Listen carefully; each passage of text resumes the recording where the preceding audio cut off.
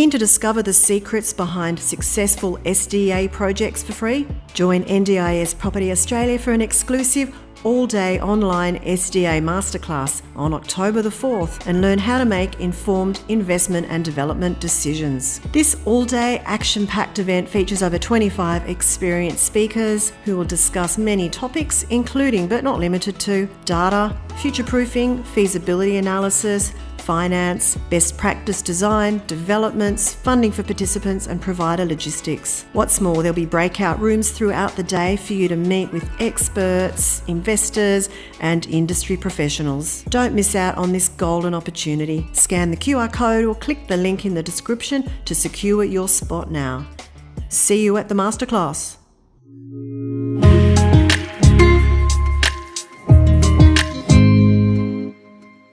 So thank you everyone for joining us today.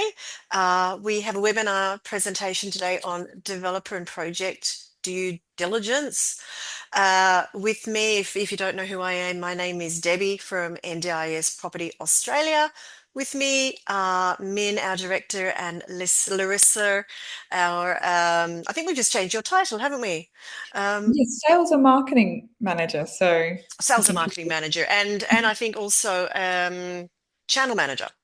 Exactly. Very interchangeable. Absolutely. So just a little housekeeping. We are recording this. So everyone who is on today or who has registered will get a copy of this recording over the next 24 to 48 hours, as well as a copy of the slides. So if there is anything that you missed, don't worry, you will be able to review that. If you do have any questions at all, just pop them into the Q&A box that you'll see at the bottom of your screen. And if it's something that I can sort of address during the presentation, I'll do so. Otherwise, we might leave most of the questions to the end after the presentation for Min and Larissa to answer. So I will just start my screen. And there we go. I hope everybody can see that. So just I think I haven't changed the disclaimer slide, so ignore that date there. It's, as I said, just general advice. Please seek professional advice if you need to do so. We're recording this. The contents will be valid for much longer than 90 days from 20th of November. Apologies for that, everybody. And yes, any questions, pop into the Q&A at the bottom. Who is NDIS Property Australia? We are advisors and consultants in the NDIS world.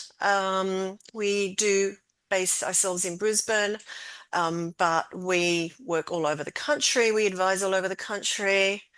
We now provide a fee-for-service product. So we're doing a lot of consultancy work for people now, developers and other people who want to do something in the SDA world and just need a little bit of advice, whether it's on the data, whether it's on what to build, whether it's on feasibilities. We will touch on that shortly now. And we also do respite, short-term accommodation, amongst other things. And what hasn't been mentioned in there, we also have a participant procurement service now that we're helping property owners who are struggling to find tenants for their properties. We have the SDA Housing Podcast. We've been going over 2.5 years now, 2 episodes published weekly. The 256th episode went up last week. Or was it yesterday, I think, Min? And yeah, we have a team of 34 people at the moment and growing, and very excited to be in this space and to be able to disseminate information of all sorts to everybody wanting to learn more about SDA. So I am going to hand it over to Min, who I think is going to probably firstly just give a little introduction to an upcoming all-day online webinar that we have next month. Yeah, thanks, Debbie. So we have on the 4th of October an 8-hour presentation of our masterclass edition online with about 30 speakers. We have about 370 attendees registered already, maybe 500, I guess, is the forecast of the attendees. It will have 25 breakout rooms to allow you to look at the main stage presentation, plus go watch everyone else's private presentations in their private breakout rooms, Q&As and all that kind of stuff. So lots of providers, SDA providers, SIL providers, designers, architects, a couple of developers, a few builders, all sorts of specialists in the SDA space that can definitely give you a bit of insight as to what they do and how they do what they do in their area. So please register that. It's a free event. There's no product flog. It's all about advice, information, open source SDA, and we encourage you to be part of the process as well. So that's all I have to say on that topic there. Okay, so leading into today's work, do you want to firstly discuss me and the feasibility work before we go into the data? So we've been doing a lot of feasibility advice consultancy work to a lot of developers the last 4 months or so. They come to us with land lots, big and small, and we try and educate investor developers on what they can do on a site. So there's so many options out there, and the data analytics, the metrics, the financial feasibility, the tenancy mixes, the SCA data, there's just so much analysis there.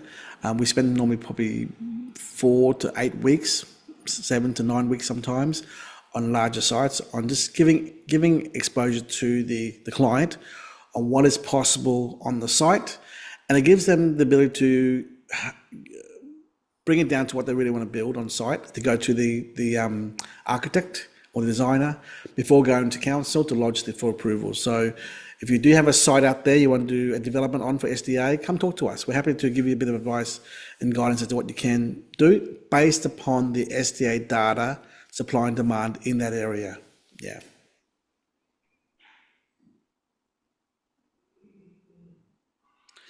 Debbie? Yeah. Back to you.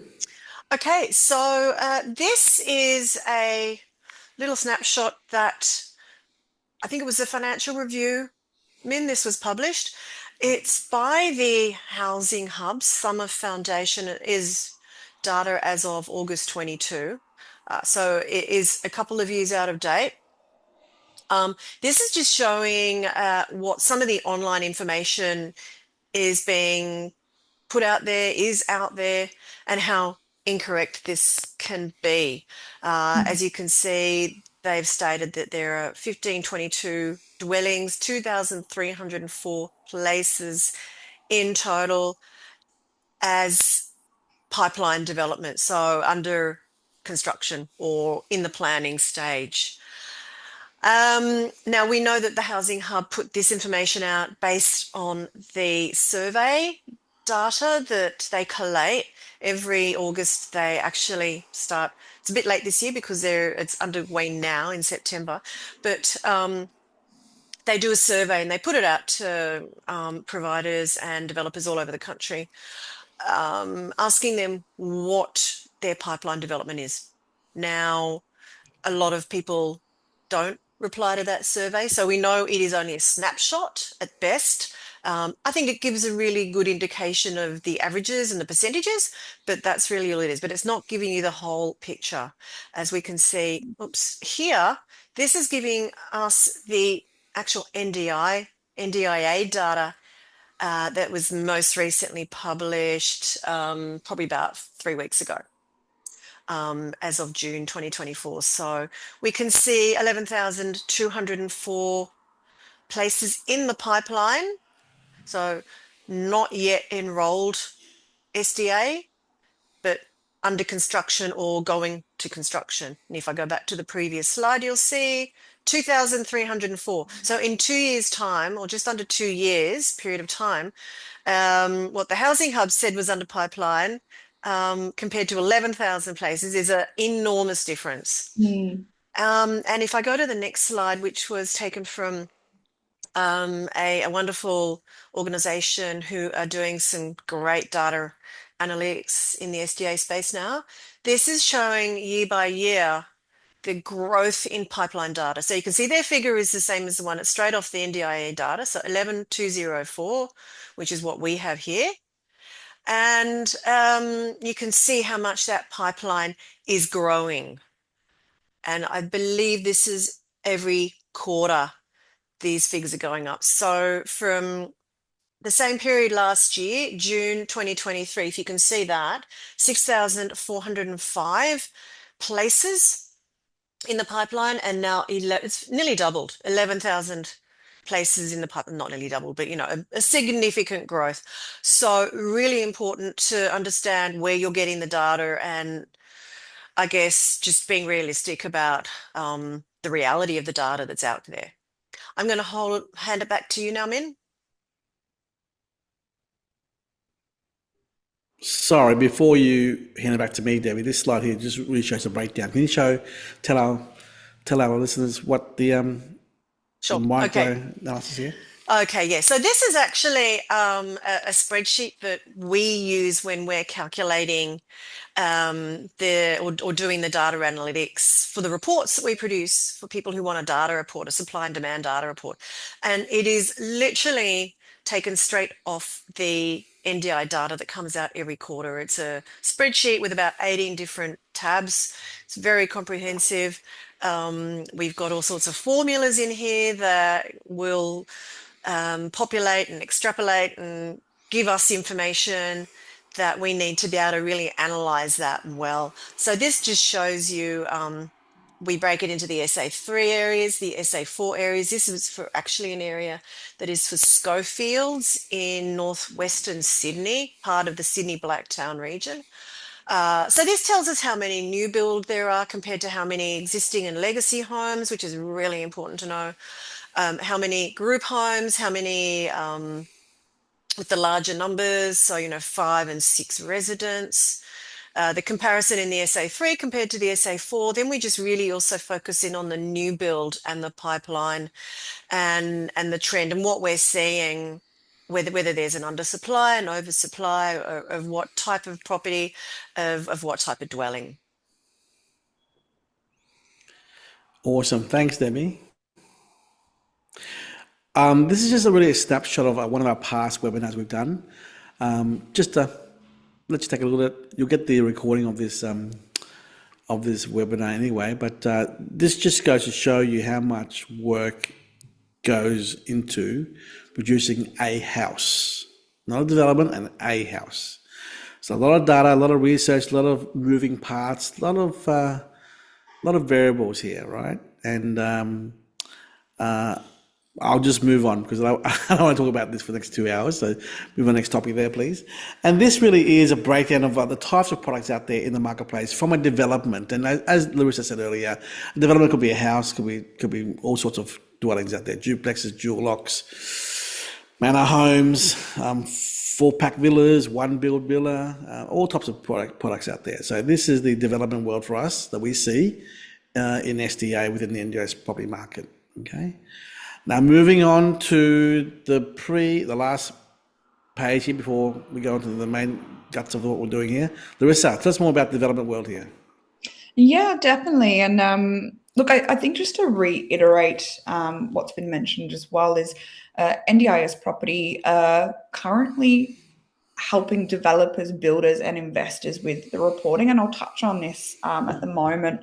But with what I'm about to say as well. So I'm just going to go over sort of a beginner's guide to property development. Now, this is also something that's really good to know for people who aren't familiar with the process, and also really good for people to understand that this is literally what we look at as a team before bringing a project on. We have to literally put ourselves in the developer's shoes to understand, is it going to be viable for all parties involved? So I might just talk to, I guess, like the basics of property development and the costs and what's involved in each of these categories. So I guess, yeah, like I said, if you're new to property development, it's really essential to understand all these various costs and elements that will help you sort of make informed decisions if you really start to investigate this from not even just the developer's perspective, but also as an investor, you can really start to tell, is the project viable, and pull out little things that may be red flags as well. So land acquisition costs. So generally in this sort of category, what we're speaking at is the primary cost of the land itself. This may include additional expenses such as stamp duty, and keep in mind stamp duty varies state by state. legal fees as well, so the cost of like conveyancing and getting lawyers involved. And of course, as well, land taxes form a part of the acquisition costs as well. So this is something that we have a look at. And when we are looking at new projects, we're asking the developer, what did you purchase the land for? It's really key to understand this because at the end of the day, we want the developer to be stable and we want them to be able to pull through the project as well. And just making sure they've got a handle on they purchase the land really well is key. Moving on as well, so a key consideration, and there's all different types of developers out there with all different funding models. And something that I probably haven't touched on yet, what we call, like I said, developer could be a one-man band. A developer could be someone that is cash only in and they have a team of people around them. It could be a small flipping a home developer as well. There's all different types out there, but dependent on the type, just some general financing costs. So obviously, a majority of people will be financing. We've only dealt with a few people who are cash. They're usually overseas, but majority of the time in development feasibility costs, there'll be an element of finance involved, if not multiple. So interest rates, obviously very basic, determines the interest that's paid on loans and the repayment terms, the length of loan payments, and they're usually monthly repayments. There also is a lot of fees associated with this, which sometimes does get missed, which might be application fees, valuation fees, and appraisal costs as well. And they all form part of that financing costs in there. Now, there also is different types of loans. So some developers may be going to banks, or they might be going to private lenders. They do structure things a little bit differently, but the one key thing is to understand that a lot of, like 90% of developers will need an element of pre-sales. If you haven't heard the terminology pre-sales, it's essentially the bank wants to say 50% sold before they may lend out your money. And that may vary depending on if you're going through a private funder or if you're going through a bank. Banks tend to have a higher commitment of pre-sales. And this is really important if you are a developer or if you're an investor and you're wanting to know how soon your project or the site going to be constructed in. This is really a key element to understand is the pre-sales that are linked to the finance. Beautiful. Moving on as well. So professional fees, and I'll sort of touch on a little bit around general professional fees and then also the reporting that we have available. So some of the professional fees that go into this is obviously architects. So they'll do a lot of the design and the planning. We always strongly suggest, of course, that people experience an SDA on SDA projects. Unfortunately, people who think that they can just design to the mere standard don't get the best result. So if you are interested in that, we can probably help you with some good architects as well through our fee-for-service model that are experienced. But other elements in this is like engineers, which is pretty standard, surveyors, so land surveyors, look at the boundaries and the exact topology. And there's other consultants that are sometimes needed as well, such as environmental experts and legal advisors. Now, what we've been finding that is with a lot of our developers or even builder partners, we've been forming a part of their professional fees. So we will, I guess, be an element of that NDIS property with the reporting. And we can essentially add in a lot of different reports from supply and demand, product mix. And it was that sheet that Debbie really covered. We've got a lot of different reports. So I think we've got about 10 plus at the moment and always ever growing. So we're finding at the moment that we're actually forming a key part of those professional fees, which is that sort of middle segment in yellow there. Another key part is the permits and approvals. So very, very basic terminology. So a planning permit, which is necessary for construction. And then we also have a development approval, which seeks further approvals for that project as well. So the cost sort of the cost associated with that are things like application fees, reviews of the product, if there's any feedback from council, and in-person inspections as well. And it's probably really good to note that in this world, this isn't a straightforward process. Sometimes it can take 6 months, 12 months plus. And this all forms a part of, I guess, the end result of a feasibility, which is to understand, I guess, the overall return and when the money is essentially going to be paid back as well. So that's just a very high level process about permits and approvals. I might just quickly stop and see if there was any further questions about this just before I keep going on. So if anyone has anything about what we've discussed or wants any clarity, obviously feel free to jump in and use the Q&A box. And I might just see if there's anything. I have seen some councils in Melbourne fast track approvals because it's NDIS related. Yeah. Yeah, and look, that's the thing. So on the SDA topic, there is certain key considerations that the government's really wanting to help this social cause. And so they're allowing certain fast tracks where projects can get approved faster. And as well, there is sometimes, we always say speak to your conveyancer or legal advisor as well, some GST exemptions. It just depends on various factors as well. But this is one of the reasons that some developers and some people think it's a very interesting space because they can get a faster result. And there's also as well that GST component, which may be appealing to some.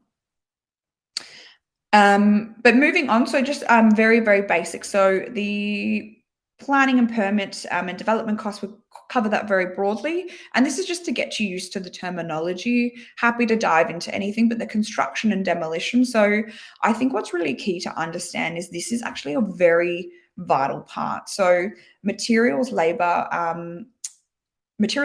form a key part of this.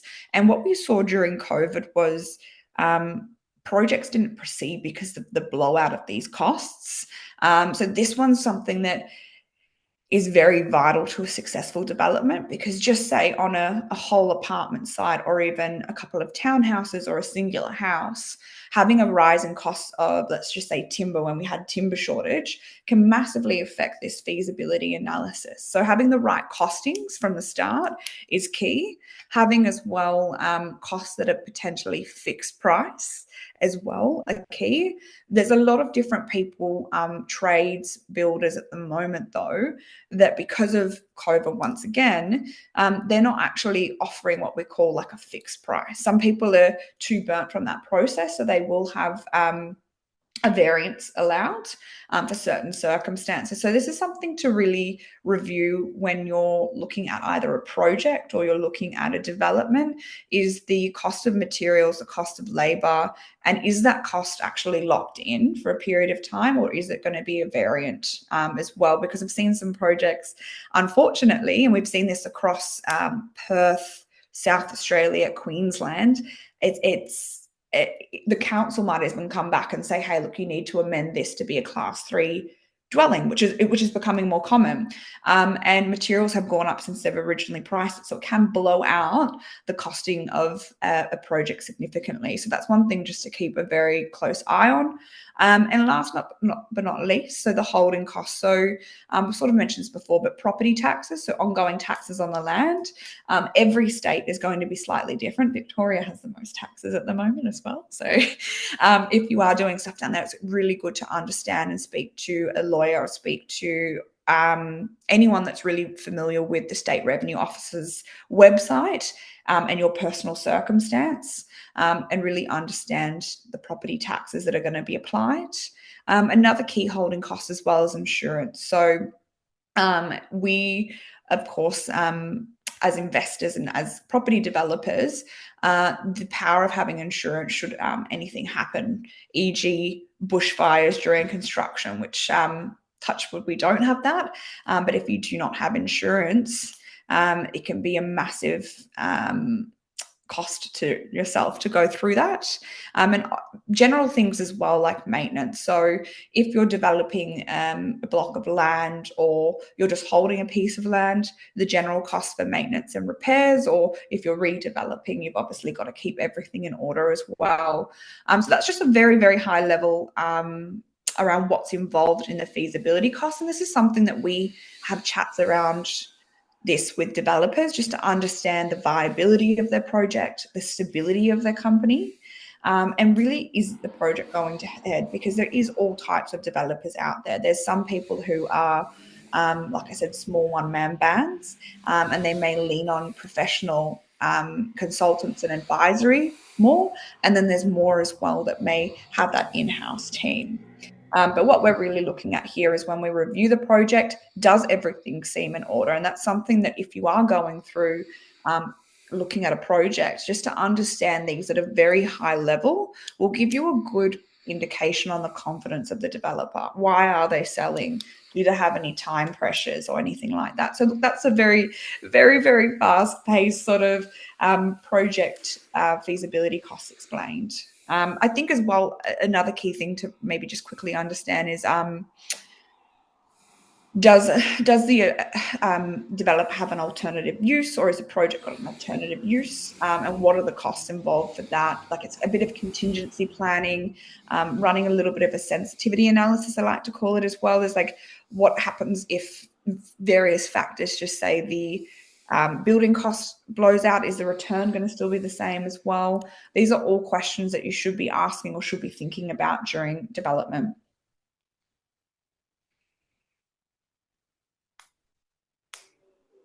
Cool. So let's get right into it now. Developers. We have about 4 or 5 slides here. And the first question really is, who is the developer? You know, are they an armchair developer? Are they a builder developer? Are they an investor syndicate group developer?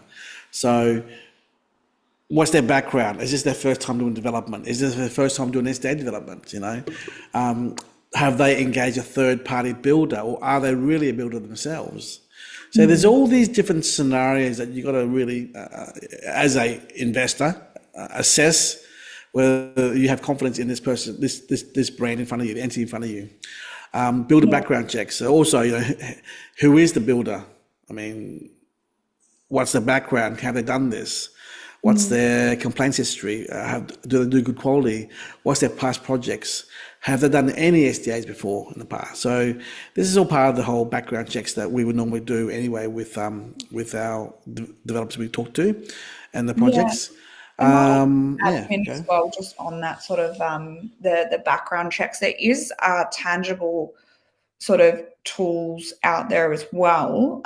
Like if you were to Google build a background check, there's some really great websites out there which will provide the history of a builder from a financial standpoint. Another key element that you may be able to request as well, because we're all feeling a little bit shaky sometimes about certain builders after the collapse of so many in previous years. But there's things like you can request a letter from their accountant, which essentially will say that they pay their bills on time. And that's another element to look at. Also, like Min said, just looking at reviews, looking at online, and looking at the quality of their past projects as well. It's always great to go out, and I mean, I know you're flying down to Melbourne soon to do something similar, is like physically looking at projects from developers and understanding the quality. Is there any corners cut? Is there does the end product look like the render? Do they deliver on time as well? You can also do credit history checks as well against their organisation as well. Are they a Phoenix company? Larissa, explain to our listeners, what does a Phoenix company mean? Look, I'm assuming, I don't know if we use the same terminology, but sometimes people will set up essentially like a more of a shell company rather than being the exact entity. Is that what you're talking about? That sort of model where it's more a basic? Nope. What would you call a Phoenix company for you? A Phoenix rises from the ashes, right? So when a company collapses, they rise from the ashes as a new startup organization. So the bad boys in the construction industry are renowned for collapsing, starting again under their wife's name, their sister's name, as a new brand, and they repeat their bad habits again. So, you know, is the builder being used? Are they really the builder, or are they the fall guy builder? Because out there in the marketplace, you can always hire a hired gun builder as the director, right? And they're not really a builder. You know, when I see it, the way I see it, a builder is a guy who holds the tools, has experience, is a director. That's a true builder, not a guy in a suit as a name of a directorship of a building company who isn't really a builder. So those things do also matter as well in terms of the history or the background of the organisation. But moving on, Builder, designer, the architect, the portfolio of SDA work. Is the architect being engaged for the project? Are they really experts in SDA design work as well? So the consultants who are surrounding this project or this developer, the quality of advice that they're receiving is also paramount in the assessment that we would normally do. Producing minimum quality standard product for SDA as a project or development is a bad outcome. Having high quality 5-star luxury quality products as SDA developments is a really high end work outcome there. So there's a big difference between minimum standards and maximum standards up there as well. So portfolio of SDA work, we really look into the history of the designers as well and the architects, because there's bare minimum and there's exotic as well. Finance approval. You mentioned this earlier, Larissa. Why is this important, and why is pre-sales important, please? Yeah, look, I think a common, let's say it this way. So everyone assumes that when they buy a product, they're wanting it completed. But in the development world, people that have funding, they may have a minimum level of pre-sales that they need to get in order to actually get that funding. And so what my experience has been in a lot of high rises, and this is it started off more commonly in the high rise market, but it is applied to villa projects or townhouse projects and medium density projects as well. But essentially different banks will say, hey, look, we need 50% to be able to lend you X amount at X rate. And now sometimes there is anomalies to this. So in the private lending world, you may be able to get lesser pre-sales, but that interest cost goes up. So really understanding, I guess if we're talking about it from a very basic level, the key questions that would be to the developer or when you're looking at a project, how many pre-sales are needed and what are the pre-sale levels at currently? Have they been getting how many sales have they been getting per month or since the project launched? So I always love to look up, when did they launch? Like, when did they get their approval, development approval, and what current sales are they at, and why hasn't it been sold? Like ask the hard questions if you are sort of really interested in that, because pre-sales is not commonly advertised on marketing, but it is it's a hurdle that every developer faces as well. I shouldn't call it a hurdle, but it is something that everyone has to adhere to, because 95% of developments will need finance. Yep. Debbie, next slide, please. So, continue on, Larissa. Awesome. So with the project, so just some general sort of key points as well. So it's really good to actually go out and see the site of the project. It is what it is. And look, to be honest, Min, I have not done this slide. So if you want to kick off with a couple of different points, this was, look, I think as well, just to hear you, and I'll add some commentary. Yeah. Well, it's important to know whether the project, the development, has development approval from council. As a big tick from council saying, yep, they can proceed with development. If a project does not have DA, then you as an investor should tread warily,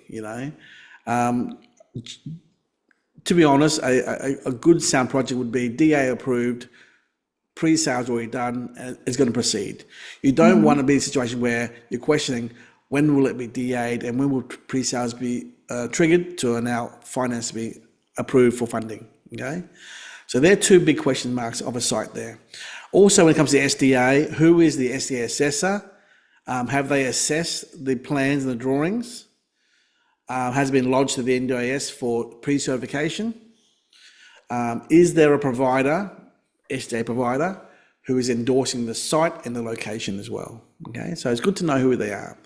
Any comments there, please? Yeah, and probably just on that specifically with SDA, for someone that is a developer or what's really key to understand if you're running a due diligence on a project, with the SDA provider, ideally you want it to be provider-led. So if they don't have a provider on board, how have they come to that this project is the right type? Have they paid for reports? Have they been speaking to multiple different groups? It's just really good for specifically SDA to understand how they've come up with that specific room configuration, because the difference between a 2+ OOA or a 1+ OOA may actually mean the difference between, is someone going to live in that one in that specific area or not? Is there any point in having a second room if that specific area calls for more individualized living, which is 1+1? So knowing that the SDA provider is on board, especially when we're talking about conceptualization of SDA products that actually work, that aren't just hey, we put this together based off the minimum design guidelines, is really key. Yes. Debbie, you still there? I wanted to ask Debbie a question about density because there's total units here. So, Debbie, can you give us 2 minutes worth of your time about density? Sure. On units. On units, yeah. Or sites, sites. Yeah. So on one site, the density rules are basically maximum of 15 SDA participants or 10%. It differs on whether it is a wholly SDA site, in which case you can have no more than 15 participants. However, if you're looking at a larger development that's going to be like a Salt and Pepper, we say, where you'll have maybe 300 apartments, you can, and it's based on the number of bedrooms. There's actually a formula that you can look at, but roughly it's based on the number of bedrooms in the entire complex. And that can be divided, that's that 10% of that is a number of participants with SDA funding who can live on that site. And the 10 and 1, the 1 OOA per 10? Yeah. So OOA, we generally know of that as the on-site assistance room. That is almost always part of a house or a villa project.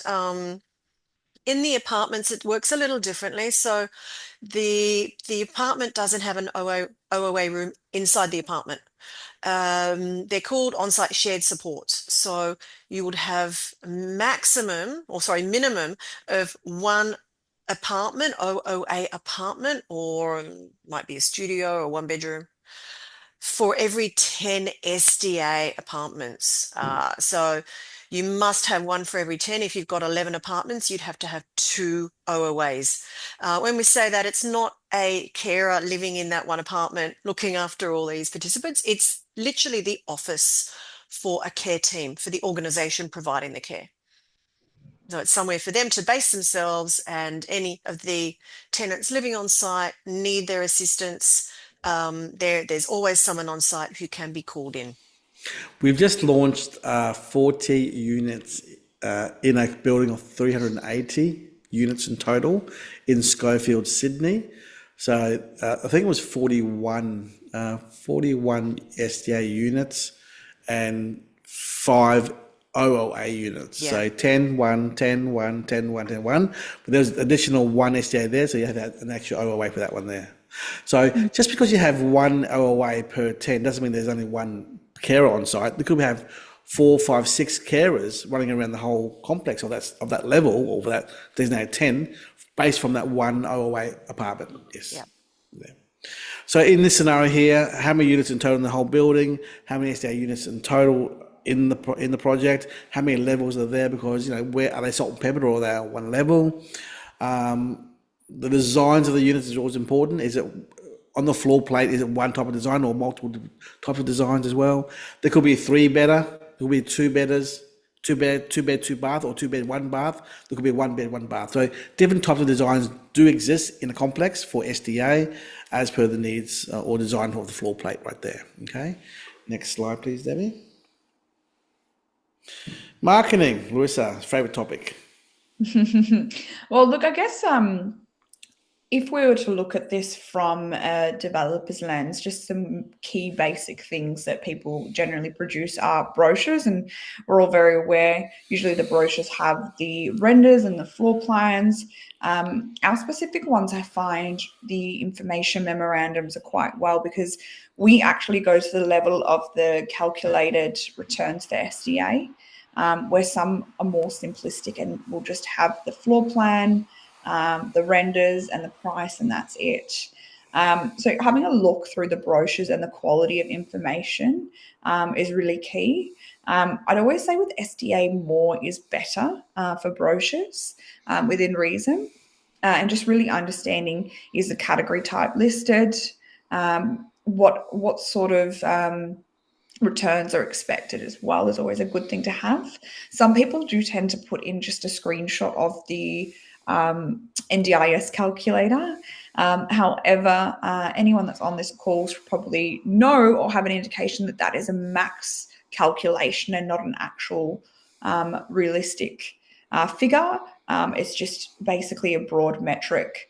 But the other things as well, I guess, with marketing, some stuff that we produce, we have a price list as well. So that's constantly getting updated and changed as well, because in the market that we're in, land is always getting more expensive and build costs are slightly going up as well. The other key thing with marketing is ensuring that the unit sizes or the house sizes are correct as well. There's a lot of good builders and bad builders, or good developers and bad developers out there. So just making sure based on the marketing, it is exactly what it is. And this is something that you can reconfirm through conveyances. It should be right in the first instance. But we commonly see that just making sure all the collateral's there. What's nice to have, but not always there, just depending on the status of the project, is videos and photos. More commonly would see a video of a completed product. However, there is certain videos out there which will show a kind of doll's house version of walking through, which is all 3D CGI renders. But yeah, the marketing component, I guess, of it, it really is good. I always say the more that developers invest into marketing, generally speaking, you can tell that they're probably a little bit more reputable, is my sort of rule of thumb. If they're just sending you out an email with a floor plan or very scratchy details, I would start to question their building background or development background and run further checks as well.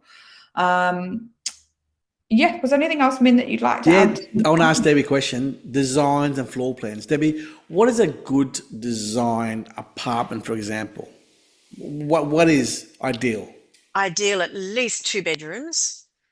2 bathrooms would also be ideal, one being ensuite for the participant, a second bathroom to be used by the second bedroom and or guests staying.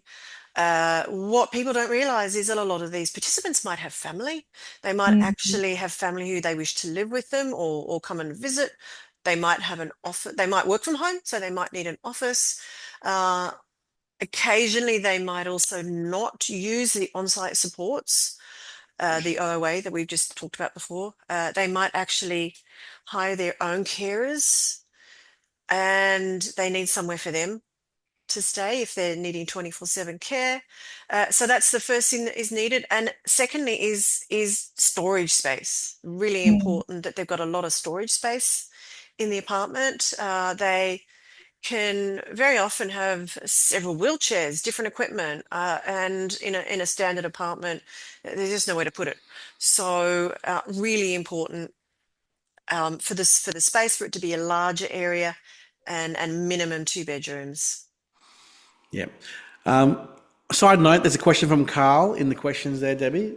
Does Larissa want to maybe answer the question there? Yeah, I'll read it out. So it says, hi, I am a provider who likes to buy an OOA with my team in place. How do I begin?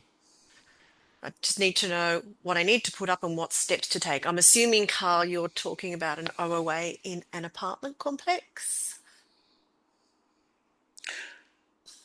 Yeah, it would be good to understand a little bit more background, but it sounds like Carl may be an investor that's also a provider. And Carl, feel free to jump in if that's not the scenario, but it just seems that obviously you're wanting that space. So in essence, if you are obviously an investor wanting to go into that, the first step is generally just making sure you're financially suitable for it. As the first step, we'd usually send you across to a broker.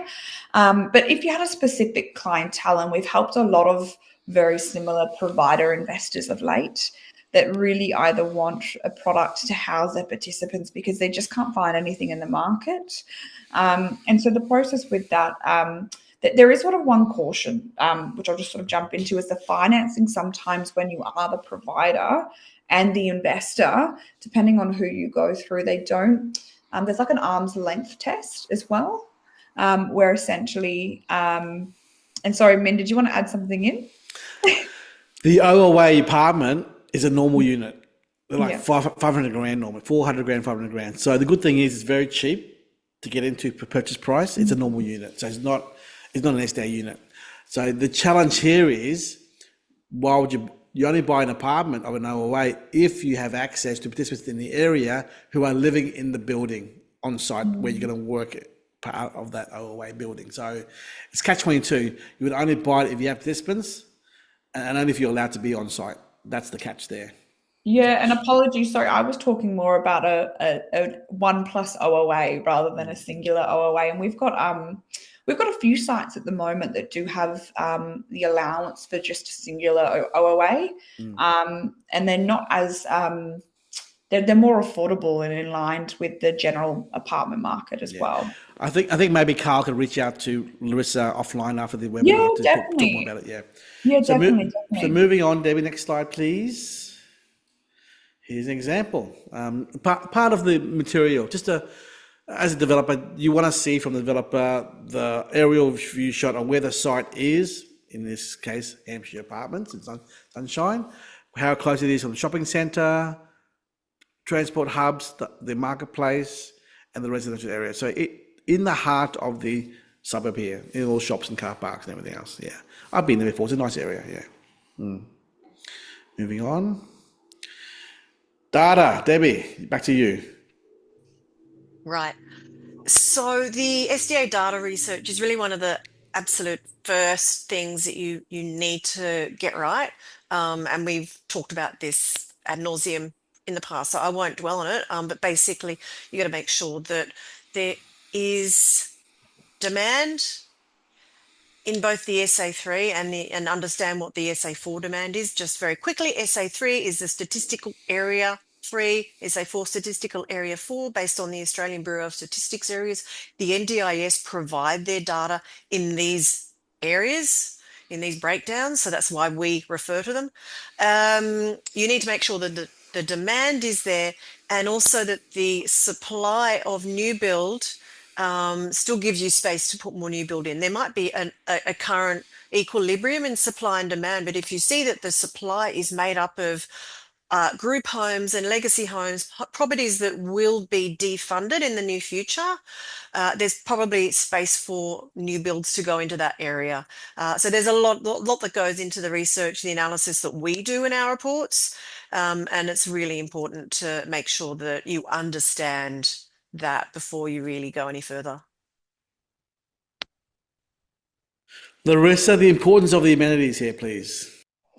I think the amenities is a bit of a no-brainer in some instances. It's just like if you were about to purchase a house for yourself, having access and proximity to shops, hospitals, cafes, medical centres, transport may be a key thing for you. It's just exactly the same sort of ethos because this is really a social investment and you want to future-proof your investment. So why would you not want your participant to be close to amenities which they need?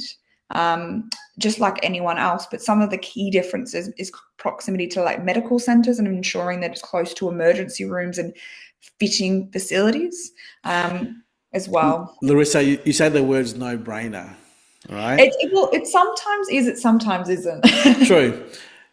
You say it's a no-brainer, but yet we come across so many investors in SDA who didn't even apply this basic rule of, is it near the hospital, is it near the shops, is it near the cafes, is it the transport hubs? It's in the middle of nowhere, some of these investments that they've purchased. And they seem to have forgotten the basic fundamentals of property investment or development. Bang, here it is, right? So just a friendly reminder to everyone that some fundamentals here, no-brainer. Please remember it, yeah? Yeah, and probably no-brainer is not the right term, but it's just if you were to put yourself in the shoes of the person who's going to live in the home, it makes sense that it be as close as possible, as humanly possible to the things that they need, because Yeah. a lot of these participants aren't potentially driving around or have the same accessibility as someone without a disability as well. So when we really put it through the test of would you let your daughter or son live in that if they were a participant, these things like being quite close to the things that they need, which is medical centres and cafes, restaurants, transport. It's not even just a participant as well. If you want to get a very good provider, a lot of these providers, the carers actually catch a lot of public transport, a lot more than what you think. So being able to have those elements available just so it is of convenience to providers is really key as well. Yeah. Debbie, one last thing, other SDAs nearby. So in the locality of where this project or development is there much other competing stock for residents, tenants that would take away as well? Yeah, absolutely. And as I just mentioned with the data, what type of SDA? So really important to distinguish between new build, which is anything that was constructed after the 1st of April 2016, and legacy existing, which is anything older than that. Legacy is anything with 6 or more tenants, or places for 6 or more tenants that will be defunded within 10 years of the SDA rollout in that jurisdiction. Existing, if they are fit for purpose, if they work, they may well stay in the system forever, but a lot of them we know are very much not fit for purpose. So yeah, if those SDAs are there, are older, are poor quality, there's a good chance that it might be a good location. If there's a lot of new build in the area, a lot of different, apartments, houses, a good mix of different dwelling types of different categories, you need to also be very aware of that. Cool. Moving on. Next slide. I think the example of a nice little development there. Good render. And construction. People don't realise that the car parks of a disabled, the allocated car parks for a disabled car park, is 1.5 times the size of a normal car park. And that's to allow for the vans, the space to pull in and open up to let the participants come out with their wheelchair. So please bear that in mind as well, that we have the disabled car parks on site there. Storage in the apartment, storage in the car park area for participants to have their stuff put away. The construction process should show plans and drawings to allow for, a decent amount of space for this kind of storage. Pre-certification we mentioned earlier, ensuring that the plans and the drawings for approval are sent into council, and also the NDIS for pre-certification to show the investors that it is going to be okay for an NDIS compliance for design work. On-site amenities is often overlooked, Larissa. On-site amenities. What do you think on-site amenities looks like to you? Well, look, for me, what I commonly refer to that is essentially it may be in an apartment project, things like media rooms, or there might be swimming pools or gardens or barbecue rooftops. So these are all common amenities. And I think at a core, we really just like the locality. If you were to run that sort of test on would you want your daughter or your son, would you not want them in an apartment complex that has really good amenities? They can have a very good quality of life. And this is just a really good thing to remember. Not everyone wants amenities and wants to use them, but on the off chance that if someone could have everything at arm's length, this in turn not only helps with their happiness and convenience, but is what we sort of call future-proofing the home as well. So you're giving it every reason for that person to stay there long-term. Yeah. Could be on-site therapy rooms. Exactly, could be communal areas where people can hang out together to spend time as friends as well. Another important thing is fire safety and emergency exits. Larissa, one of our people we know, talk to regularly, Brendan, his lift in his SDA apartment complex does not fit an emergency. You know how ambulances come in with their big rollable bed? that doesn't fit into the lift. No. So that was an example whereby the designers did not design it correctly to allow for disabled people to exit. And the only way for him to get out during the blackout was to put him on a mattress, slide down the stairwell. That was the only way to get out during a blackout. Okay. Oh wow. And that was I was quite surprised with that an SDA apartment complex did not have a big enough a lift to allow for the exit of a participant lying in a bed, lying in a ambulance stretcher. Yep. Okay. That there as well, plus fire safety being fire sprinklers as well. Very important. I think these days every apartment complex would have fire sprinklers anyway. Yeah. Proposed build starts completion dates. You want to talk about these two important topics, these milestones in construction? I think just in general with build start times, I think it was sort of ties into what we said before. A lot of a lot of developers need pre-sales to start. There is a few that potentially may be able to fund it through if they have enough capital or equity to actually start the construction without it, and if their lender allows for it as well. But generally having the proposed start date will actually let you know obviously when everything's starting to get built, and generally as well the completion date. So what I always say to people is we should really know this, especially in the SDA space, because as soon as it starts going under construction, you really want probably about minimum sort of 4-5 months as well to get in an SDA provider. And that provider needs to know the completion date as well to really be able to liaise with the potential tenants. Look, a key part as well with the completion date, obviously the dwelling will have to undergo a final check with an SDA assessor and get their final certificate and then go through the enrolment process.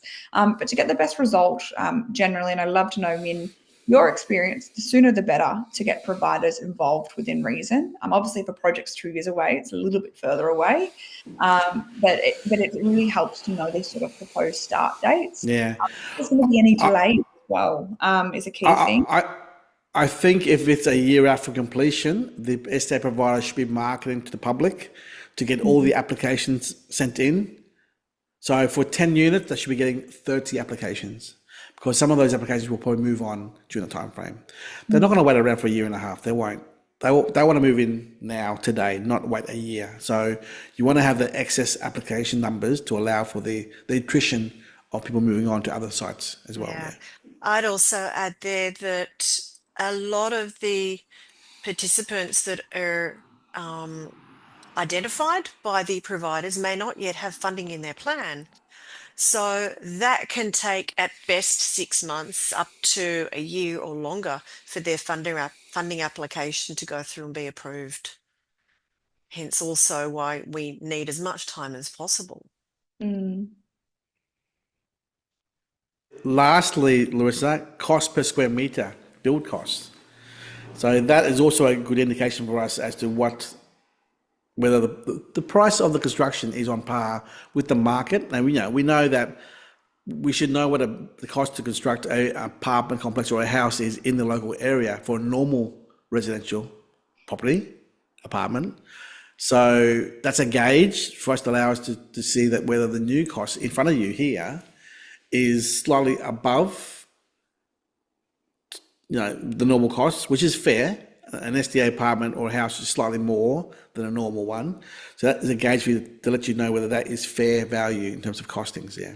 And generally speaking, SDA is 9 times out of 10 more expensive just because of all the additional requirements. 10 times out of 10, not 10.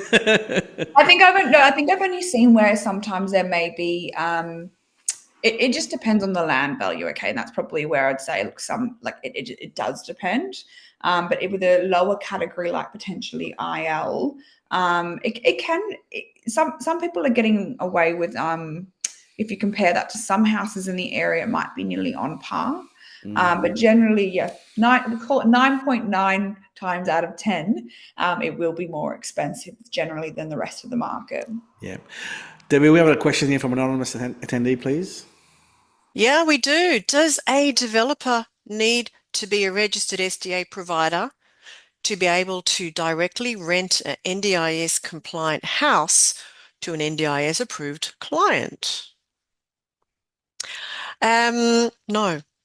So a developer can, if they wish, get their SDA provider registration and be essentially an SDA provider is the property manager, amongst a lot of other things that they do, but essentially that is what they are, but they don't need to be that.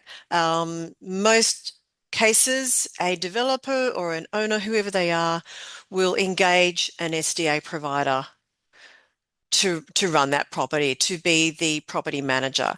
And in most cases, that is a better option.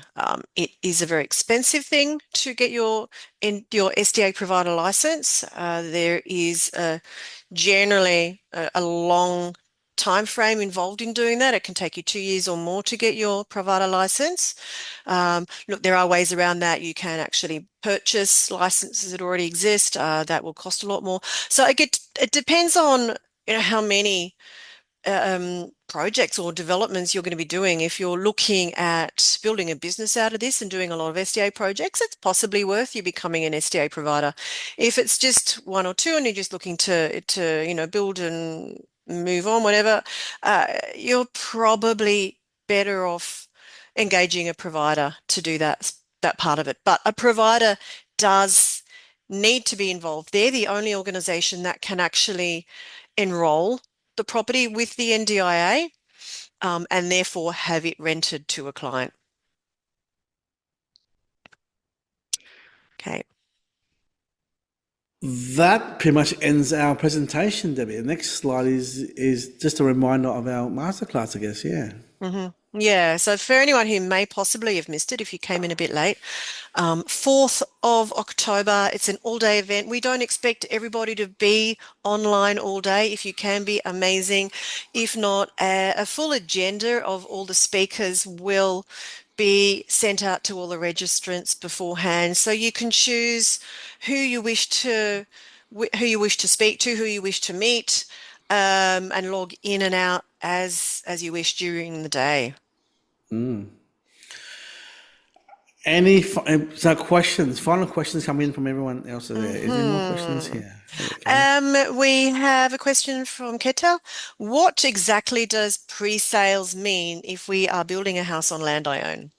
Good question. Not relevant, no. It's not relevant, but yeah. So obviously, if you're building a house on a block of land you have that's just for yourself, pre-sales is more to do if you're building a development that you wish to actually sell individual parts of.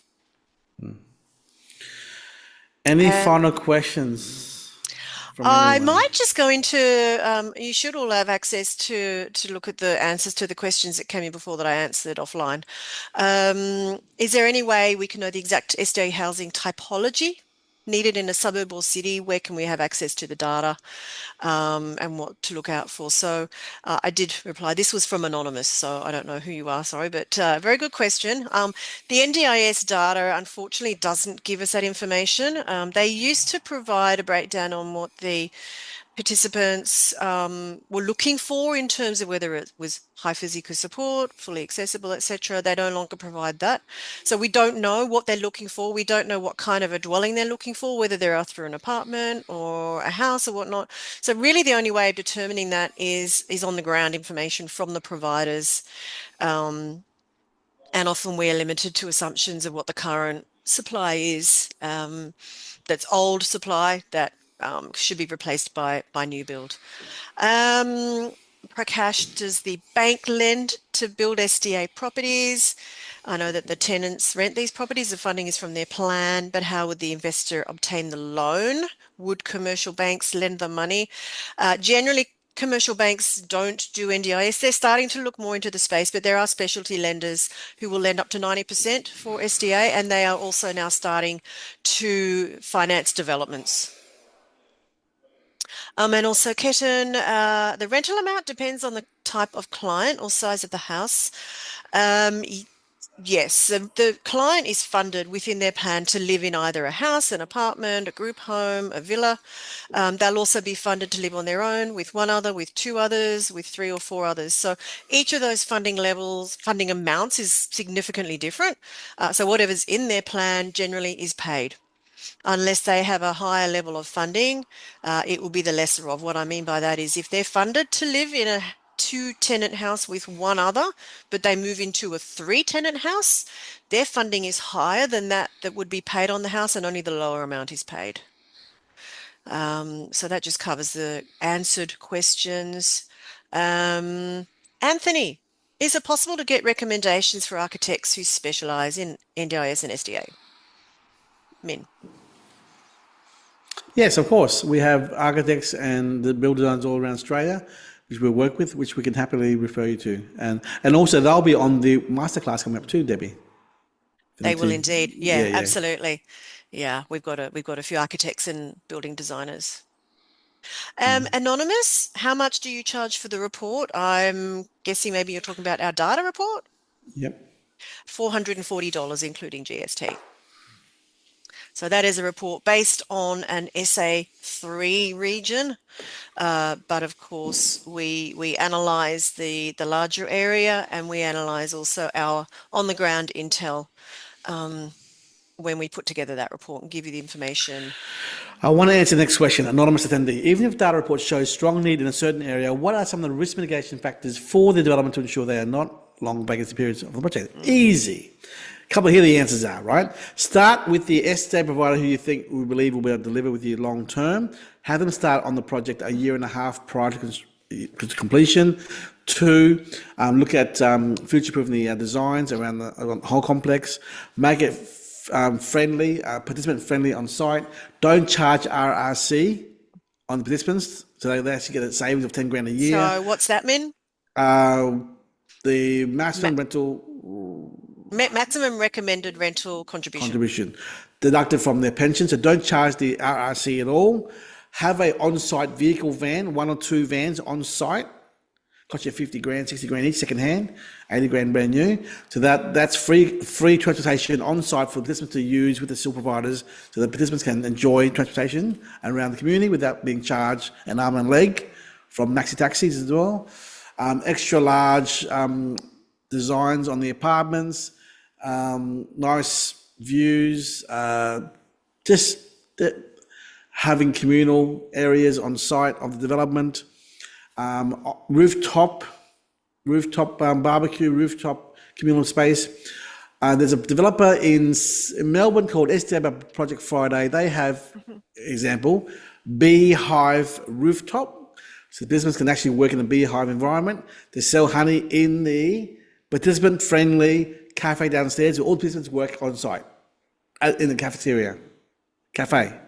So creating a living and a workplace environment on one location, upstairs and downstairs, internal as well. So little things that are unique to the design layout and product makes it different. Will attract participants. We always say that desirability and design is very important in doing this, and that is going to be your best chance of assuring good tenancy in your project.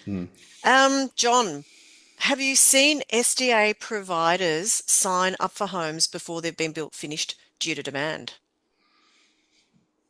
Min? They normally get engaged, yes, prior to completion, yes. Because you have to engage the provider to develop the house. So the answer is yes. Yeah. Okay, Ketan has come back and he's clarified his previous question. What I meant is finding a client before starting construction is called pre-sale. No. You can't really do it. You can try to find a client before starting construction, but there is nothing to lock them in. So you can't get a pre-sale, as in getting a client to sign on. They can't sign a tenancy agreement until the property is enrolled with the NDIS, which means it's already completed. So you can get expressions of interest, but there's nothing to lock them in place. Anonymous attendee, those are great suggestions, but applicable to unit developments. What about townhouse developments? Great question. Here's my answers. 1 tenant villas, enrolled as 1 tenant participants, right? not as two participant villas. 1. On-site vehicles. 2. Don't charge RRC. 3. Have a communal pool backyard so that participants in villa complex can actually share a pool area, barbecue area in the back there. So these are all little things that are very applicable to a villa complex. Now you're talking about townhouse developments. It's villa complex developments, not townhouse. Townhouses are double-story townhouses. There are no such thing as double-story townhouses for participants in SDA. No, it's villa developments. Okay, a villa development is either a four, 5-pack, 6-pack of individual villas separately, or a one long one long home, very long, with villa units internally. Yeah. There is a podcast episode that we published about 10, 11 months ago, episode 177 on future proofing. Whole lot of different ideas and what you can do to make your property more desirable. So yeah, check that out. Wow. I think that is One more. one more's come in. Wow. Yeah, Wally. I will. How will your report cover the exact demand for the type of SDA required in a specific area? I'm looking at North Brisbane suburb, Narangba. Well, as mentioned earlier, the demand is relatively generic. We don't know what the participants have funding for, i.e. we don't know what type of dwelling, nor do we know what type of category. But we do know how many have the funding for SDA, how many are living in SDA, how many are not living in SDA. And that's really all that we can take it on. And again, as I said, we also have our on-the-ground sources that we rely on heavily when we do our analysis of the data. I think we're done for our awesome webinar today. Yeah. I think it'd be awesome as well, potentially, with those reports, because it seems there was a few questions. Even if people want that, can we share the report list with everyone and some sample reports about the work that the team's doing with developers and with investors, just to help with understanding what's out there? Because I just remember our conversation a while ago. I don't think there's too many people producing the same reports at all across Australia. So it's really unique data, specifically for NDIS properties. Yeah. Sure. The data out there going out is probably Housing Hub, some foundation, from a macro level. Yes, they're out there, right? But from a micro level, there's not many services out there doing it. They come to us asking us to do it for them. Yeah. Absolutely. Right. Any last words, Min and Larissa? Go SDA. I think the only thing I might add is just with the SDA Masterclass, if you are wanting an amazing resource with, 25 speakers or 30 speakers. 30 speakers, all at your fingertips. It's such a great free resource for anyone wanting to know more. And to really come in either with wanting to build their knowledge or with specific questions that you can really get answered from some of the best people in the business as well. Yeah, absolutely. So we'll have the link to the masterclass. We'll have a little bit of information on the reports that we have on offer in the email that we send out to everybody at the, like as I said, over the next day or two, that we'll have the video recording of this webinar along with the slides, so you can review everything and have a look back. And if you do have any further questions, please get in touch with us. So thanks everyone for spending your lunchtime with us today, and we'll see you next time. Bye-bye. Yeah, bye.